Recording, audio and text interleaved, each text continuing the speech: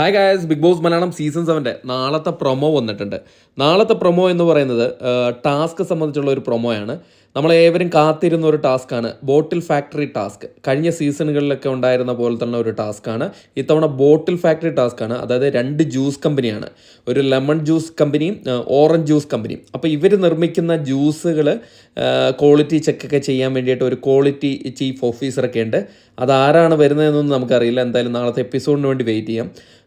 ഇതിൽ ജയിക്കുന്ന ആൾക്കാർക്ക് എന്തെങ്കിലും ആനുകൂല്യങ്ങളും ഒക്കെ ഉണ്ടാകും. ചിലപ്പോൾ നോമിനേഷൻ ഫ്രീ കാർഡോ ചിലപ്പം ടോപ്പ് 5 പോകുന്ന അവസ്ഥയൊക്കെ ഉണ്ടാവുമായിരിക്കും. എന്തായാലും നമുക്ക് നോക്കാം എങ്ങനെയിരിക്കുന്നത്. എന്തായാലും പ്രൊമോയിൽ എല്ലാവരും ദേഹം അനങ്ങി കളിക്കുന്നതായിട്ടാണ് കാണുന്നത്. അതിൻ്റെ അത് സാബുമാനൊക്കെ നന്നായിട്ട് പെർഫോം ചെയ്യുന്നതായിട്ട് തോന്നുന്നു.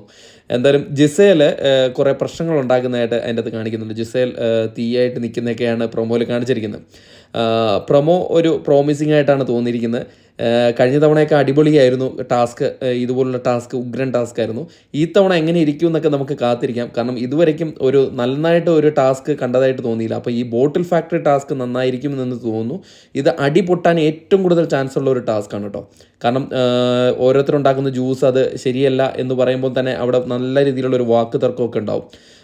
അതിനായിട്ട് നമുക്ക് വെയിറ്റ് ചെയ്യാം. ആരാണ് നന്നായിട്ട് പെർഫോം ചെയ്യാൻ പോകുന്നതെന്നൊക്കെ നമുക്ക് നോക്കിയിരുന്ന് കാണാം. ടാസ്ക് അപ്പം ബോട്ടിൽ ഫാക്ടറി ടാസ്ക്കാണ്. ആരൊക്കെയുണ്ട് കാര്യങ്ങളൊക്കെ നാളെ നമുക്ക് എപ്പിസോഡിൽ അറിയാൻ പറ്റുള്ളൂ. ചീഫ് ക്വാളിറ്റി ഓഫീസറൊക്കെ ആയിട്ട് ആരാണ് വരുന്നത് എന്നൊക്കെ നോക്കാം. അപ്പം ഇതാണ് പ്രൊമോ, കൂടുതലായിട്ടൊന്നുമില്ല.